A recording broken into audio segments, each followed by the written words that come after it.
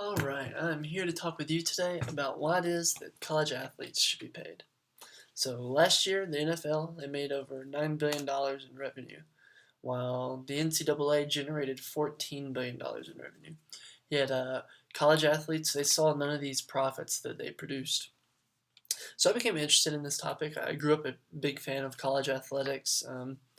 In my time at the University of Tennessee, I walked on there and through getting to know some of the student athletes, it became apparent to me that some sort of basic income, if it were implemented, it would greatly, it would encourage these student athletes to put more focus and time into their education, and I believe it would pay dividends in the long run. So many of us, we know how difficult it can be to have a job supporting yourself while attending school. However, college athletes, they have to sacrifice their time and their bodies for hours beyond what a typical student would work. And while in the process, they're also generating huge sums of money, creating culture, and a notoriety for the university. And what is it that they get in return? Now, why should these athletes be paid? Why should they be paid? So student athletes they're the biggest reason these large universities are so well known. They create a platform for the university to receive national airtime on TV.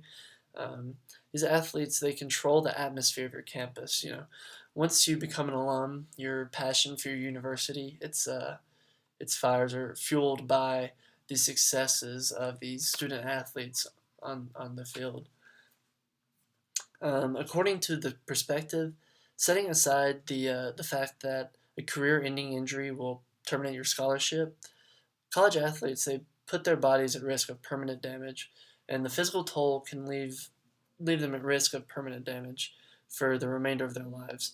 However, suffering a concussion, it can cause dementia, depression, CTE, and I believe that athletes who take these risks for their school, that they should be paid for those risks that they're taking.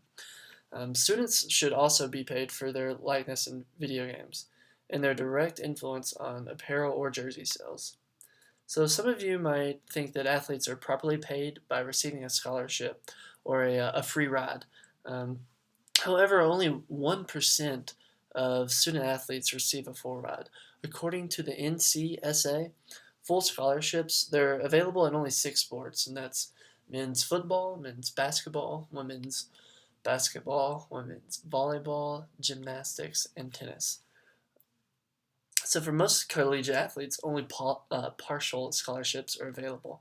And this is done typically by the coach who divides the money that's allocated to the program, divides it up um, amongst multiple athletes, creating several partial scholarships as opposed to a few full scholarships.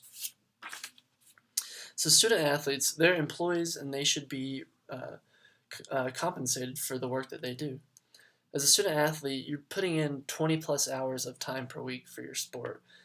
You must leave adequate time to focus on your studies, enough to maintain your scholarship, the ones that you do have, and still have time for a job in order to pay for the school you're attending.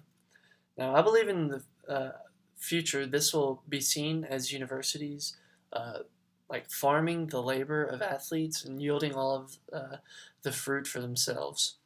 When asked about the topic, universities, they always return to the guise of the importance of education, for students, that it's student athletes, students first, and maintaining the stance that these athletes simply cannot be paid because it's the way it is written, it's the way it's always been. Um,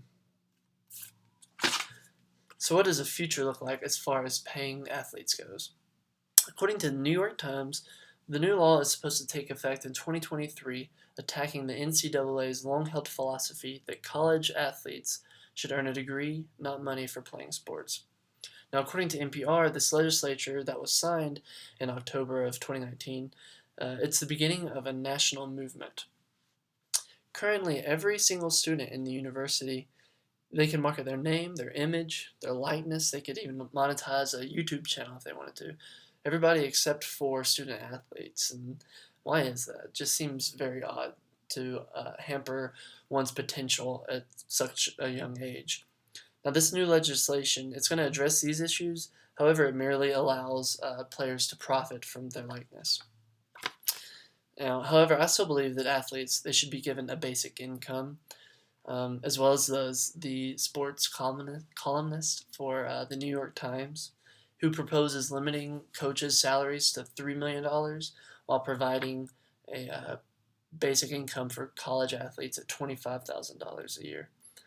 Now, in conclusion, I believe there should be, some form of basic income for student athletes, as they're essential employees to the university and create vast wealth for their schools. These athletes, they should be paid for their likeness, and as well they should receive a percentage of the profits created by jersey sales and for the endorsements of their universities. Now, luckily, these steps are being taken in the right direction. California's new legislation, it's going to bring about hopefully a snowball effect. It's going to change the national culture of student athletes and make it more equitable. And if you were to sacrifice your time and your body, wouldn't you want to be receiving just payment as well? Thank you.